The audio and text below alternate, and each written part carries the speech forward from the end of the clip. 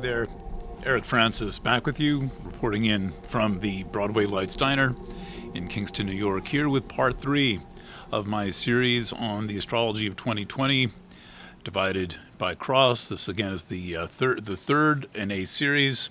There's likely to be a fourth in the series. Let me just adjust the light a little bit here. And good. Okay, I actually have a camera now. Okay, so I've been analyzing the sky based on the 3 crosses of the heavens. The first video covered the cardinal signs, Aries, Libra, Cancer, Cap. The second one covered the fixed signs, Taurus, Scorpio, Leo, Aquarius. And today's presentation will cover the mutable signs of the Zodiac. That is to say, Gemini, Sag, Virgo, and Pisces. Okay, so the everyone's familiar with the elements of the alchemy and stuff like that. There's several ways to think of how things work elementally, and one of those is to think of the zodiac in terms of being organized by energetic quality. And the cardinal signs are what initiates things. The fixed signs are what stabilizes things, and the mutable signs are where things dissolve into the next thing. So, for example, one easy way to think of what the mutable signs are about is that there is a mutable sign at the end of every season. So, for example, whether you're in Australia or North America, north or south, the sun is in the sign Sagittarius, and in the southern hemisphere, the spring is giving way to summer, and in the northern hemisphere, the autumn is giving way to winter. So there's a sense of motion in the mutable signs, and then in the cardinal signs that follow, there's a sense of a power surge. So one is a letting go into the next thing, and then comes a cardinal sign. This new season begins. There's a rising up from the ground, and then comes a very stable fixed sign. Next one coming of those is going to be Aquarius. So one of the ways I read is to pay close attention to what's going on the crosses of the heavens. There's great additional stuff about this in esoteric astrology. I'm leaving out all of the underlying esoteric meanings of the crosses and just handling them right now in terms of their basic structure in the cycle of the seasons, and then also based on their current planetary content. Okay, so here is a basic map currently, or what's coming in 2022 of the seasons, and you can if you're noticing the conventional astrology, which is not so. I can't see you and the chart at the same time, so you'll just get to see me peeking. Interested in the smaller points would definitely acknowledge Neptune in Pisces as being on the mutable cross right now. There would definitely be a mention of forthcoming Mars retrograde in Gemini.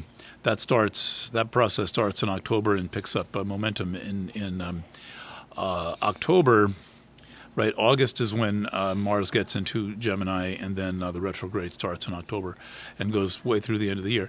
And then Jupiter, of course, moving from its current position in Aquarius to its next, whichever way this goes, Aquarius there, next position in Pisces. But you'll see there's much more going on the mutable cross. For example, I always include the galactic core and the great attractor. Great attractor right at the midpoint, galactic core right at the end of Sagittarius. Important to note that because Mars stations retrograde exactly opposite the galactic core to within 1 degree. That'll stir up some of that. And then also, so that would be it, right, in terms of conventional conventional astrology. So I use a few more points. Let's move the camera a little bit. I add a centaur called Nessus in Pisces, GAGC, of course, in Sag, a centaur called Asbolus in Gemini, and then a hypothetical point called Trans Pluto in Virgo, and then a Pluto-like point called Orcus, namesake of orcs, in fact, in Tolkien, Orcus in Virgo as well. So you can see there's a bunch more elements here going on. Though I think that in many ways, what is running the mutable cross right now is Neptune in Pisces. I think it's a very important one, and it's an influence that we have not really reckoned with the power of. It is in many ways running the whole table, because Neptune is about delusions and false beliefs and denial. And so in a lot of ways, the world right now is being run by delusions, false beliefs, denial. Religiosity is a big one. That's coming through Pisces as well in a point called Borsisi, but we can stick to Neptune, and this whole viewpoint of it doesn't matter if it's true. Now I know that was going on long before Neptune in Pisces comes in around 2010 or so, but now we've got a very big helping of it doesn't matter if it's true, and that's a serious state of affairs when it matters if it's true, to have a lot of people saying it doesn't matter if it's true. Okay, so that's going on, and what's going to happen? And it's long range issue, and I think one that every person needs to reckon with in their own chart. What have you got in the mid mutables? And then a major event this year is going to be this retrograde of Mars in Gemini, making the entire time a square to Neptune. And Mars-Neptune squares are a thing to be cautious about, because they can take the self-deception and turn it to a very destructive level. So you go from self-deception to self-destruction with a powerful aspect between Mars and Neptune. And by powerful, I mean one of the harder to handle ones, like a square or an opposition. They have the reputation for being the most self-destructive, the most pernicious. Though any planet and an aspect to Mars can have that, even a trine. If you lie, I'll swear to it. But Mars square Neptune is not nearly that subtle. Mars square Neptune is, so what, we burn down the place. Who cares if this lie is terrible? So it'll be found out. Or I'm going to stop drinking after I drink all the alcohol in the house. Right? I'm going to just finish it up, and then that'll be it. That's Mars square Neptune stuff. The really destructive lies. The things that just would make you cringe to think that you or anyone else could believe it. And both Pisces and Gemini inherently have their little truthiness issue, because they're both very dualistic signs, and when you're dealing with dualism, one can be the same as the other. As Asimov said, America's always had a cult of ignorance, which asserts that my ignorance is as good as your intelligence. And so you can have some of that when you enter a very dualistic state, and we get that right away when we're in Gemini and in Pisces. By far the two most dualistic signs. Gemini holds down the quality of dualism, and the quality of dualism is all over the mutable cross. And so we do have weather blowing in on the mutable cross, but we're not likely to pick up on that until later in the year. And we pick up on it later in the year in two stages. Well, actually, we're going to pick up on it later this year, because later this year on 12/29 or so, Jupiter Jupiter moves from Aquarius is Virgo, Pisces. So Aquarius is here. Aquarius is here. Saturn is currently in Aquarius. Jupiter is right at the end. Then Jupiter is going to ingress Pisces. So it has seemed quieter on the mutable cross than it seems, because we have Neptune there turning the entire mutable cross invisible, basically. But when Jupiter shows up, that's going to give some substance to the mutable cross, and then when Mars shows up, that's going to provide an activating agency, a provocative quality that will have a tendency to ignite all that is in, for example, in Pisces. And we have a lot in Pisces, which normally would just disappear. In Pisces, we have Neptune right here, and then we have Nessus, which is working in concert with Neptune. Nessus, a little teeny tiny, very Neptunian centaur, one of the more Neptunian. I believe it is a Neptune crosser. The centaurs all cross an outer planet, and I think that the one that Neptune crosses is, among others, Neptune. And then Boris is here, and Boris also in Pisces has that very Piscean theme of harmless lies and dangerous truths. It is worth, if you have any fascination with Boris, and I've got an article called "With Love from Boris." I'll see if I can.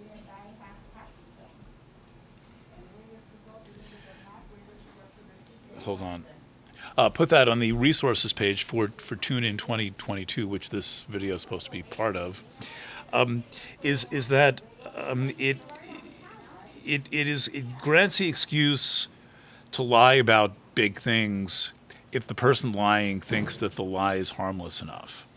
So this is a theme that runs throughout Pisces, it runs throughout Boris, it runs throughout Cat's Cradle, the novel where the character Boris comes out of. It's one of the gods of the phony religion called Bokononism in the Kurt Vonnegut book Cat's Cradle.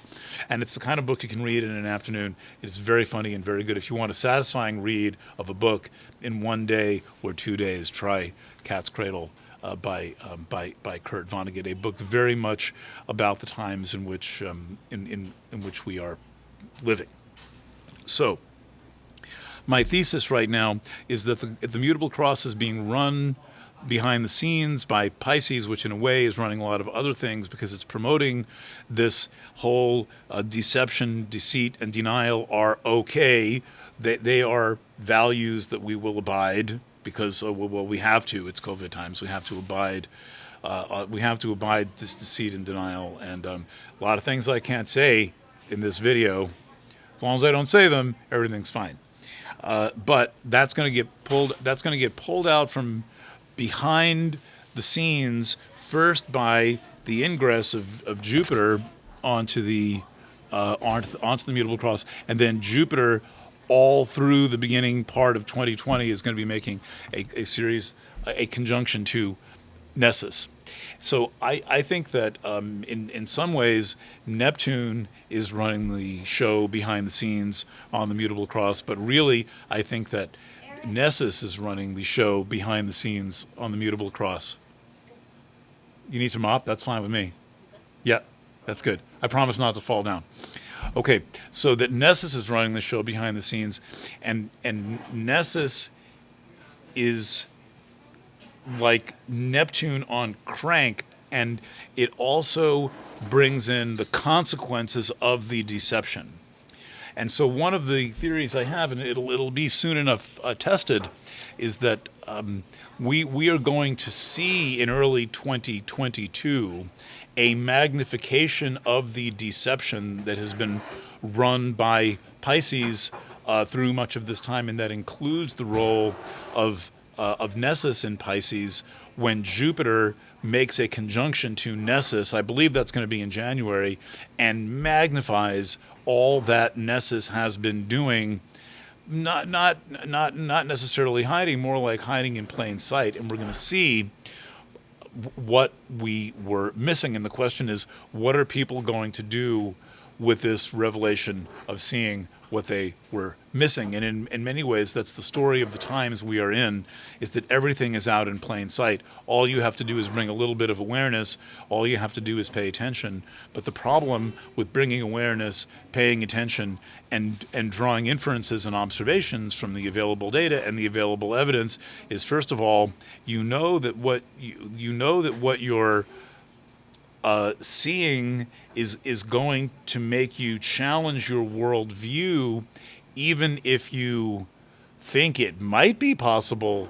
You're going to feel like, oh my God, my worldview is not going to last very long under even merely considering the possibility that this is what's going on.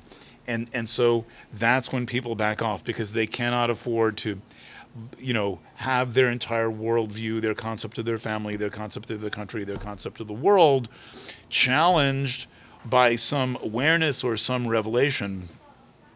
But Jupiter's coming, and Jupiter is essentially going to magnify everything in Pisces in a very quick run. It's going to storm right through Pisces from about 1229 to, I don't have the date written, but I think it's sometime in May, when Jupiter, here's the 2022 Raphael's Ephemeris, when Jupiter enters Aries, looks like around May 11th, and then Mars enters Aries, leaves Mutable Cross, where it's going to be for a big part of the year, and then enters Aries. So let's add a run of Mars through the Mutable Cross in the spring, indicated by this. Hold on here, I'm coloring while I broadcast. By this line, Mars blows through, and so what I'm getting at here is that it looks to me as if all the factors on the Mutable Cross are going to come out of hiding. They're going to come out of the woodwork, and suddenly we're going to see what was lurking behind the scenes. And the Mutable Cross has that behind the scenes feeling. The Mutable Cross, in a way, the whole thing acts like the 12th house in a way, because everything is just tucked into another dimension. Everything is just a little bit out of view. Everything is a little bit obscured and potentially in a blind spot and not seen. Okay, so let's talk about a few other things that, and then when you put planets in there, Mars conjoining all of these planets in Pisces, and then moving along, and then entering entering Gemini later in the year, and then spending essentially 7 months in Gemini making squares to all of these things in Pisces. A lot is going to get flushed out. There's going to be a lot of revelation, I believe, in 2022 as a major theme. And then comes the question of, okay, now what? Now what? And we need to be willing to have our belief system challenged by the things that we learn. Because if your goal is at all costs to defend your belief system, you're not going to notice the real things that you're seeing that might challenge your belief system. And there's a definition of learning I like a lot. Marshall McLuhan, learning is discovering that something is possible. And I would say also, learning is the willingness to change your belief structure when new information is added, and you have to take that information in context. Okay, so we know that's happening. Mars in Pisces setting off all of Pisces. Mars in Gemini setting off all of Pisces. Jupiter in Pisces setting off all of Pisces. Suddenly, the Mutable Cross is going to spring to life this year. It's not going to happen all at once. It's going to phase in, and we will see what comes out, what starts to leak into the mainstream in the first month of the year.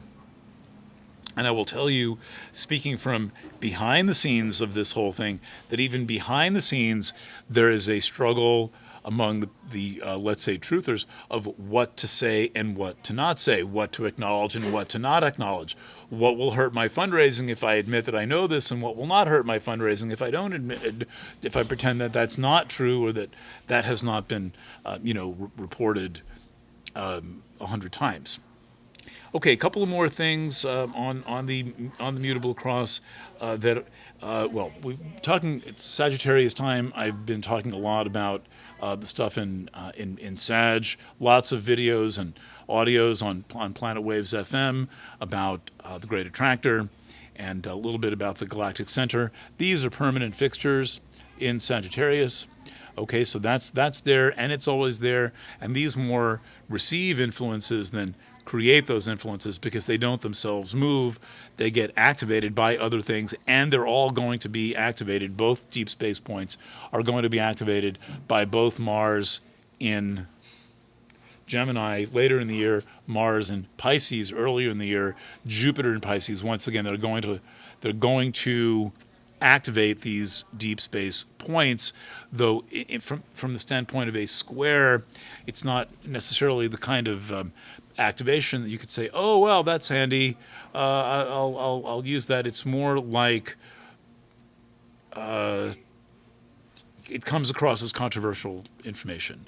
It comes across as something that, whether you act on it, is likely to depend on your impression of what the consequences to your belief system might be by taking something seriously enough to act on it. It's a sad way to live, to have to say, well, that thing that's been proven is something that I can't accept as true because it's going to require me to change in some way. But why are you alive? You could just be a salt shaker. Even a salt shaker isn't the same from customer to customer. All right, one last point, then we will wrap up this introductory series, and don't forget to watch the fixed cross and the cardinal cross ones.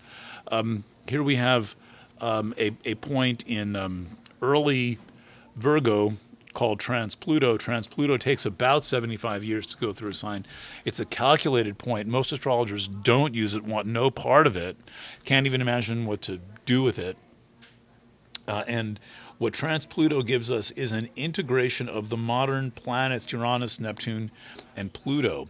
So it's a little like the way the part of fortune sums up the sun, moon, and rising sign.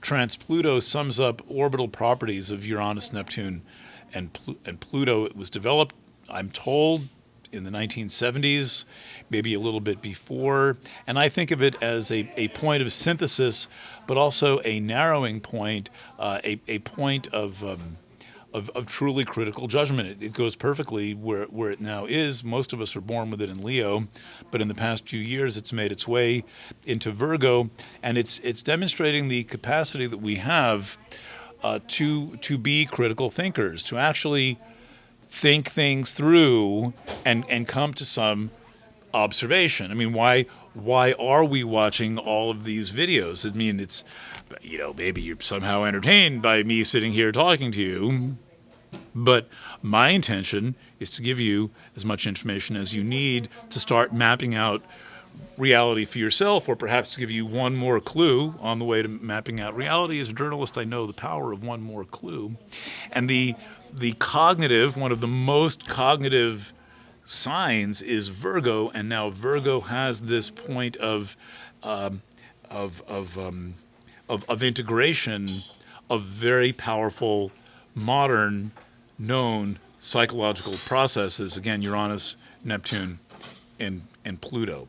So that's also on the mutable cross. It will take transits from everything else blowing through the mutable cross, multiple transits from Mars, a transit from Jupiter, and as someone once said, we shall see what we shall see. Though I think that the events on the mutable cross talk about a year of revelations, and then the question is the revelation met with acknowledgement, or is the revelation met with denial? Okay, so I'm already underway on the Tune In 2022 readings. I am planning to go home and do Cancer. I'm doing the cardinal signs first. I'm planning to have those done by the end of the week, and I'm doing my best to make this available before the promised date of New Year's Eve. The tune-in readings are 12 one-hour readings for your sun, moon, or rising sign. They are the qualitative equivalent of a professional astrology reading, though I'm working with the solar chart, a chart like this. But as you can see, a chart like this gives a lot of detail, and if an astrologer knows how to work with the solar chart and knows how to work with the detail, you can get extraordinary readings from the solar chart. Don't believe the hype about having to have the birth time. That may be true for certain very technical predictive work, but good readings can be had without the birth time. Indeed, without even knowing the birth day. Astrology is offering information in a holographic sense from many different angles, and there you have it. So tune in 2022. Please get that. It's a beautiful thing. You will get more than your money's worth of astrology, and you will be supporting Planet Waves and doing this kind of work for you. Okay. Thanks for watching. Thank you, Kate in Ukraine, for making these videos, and bye for now.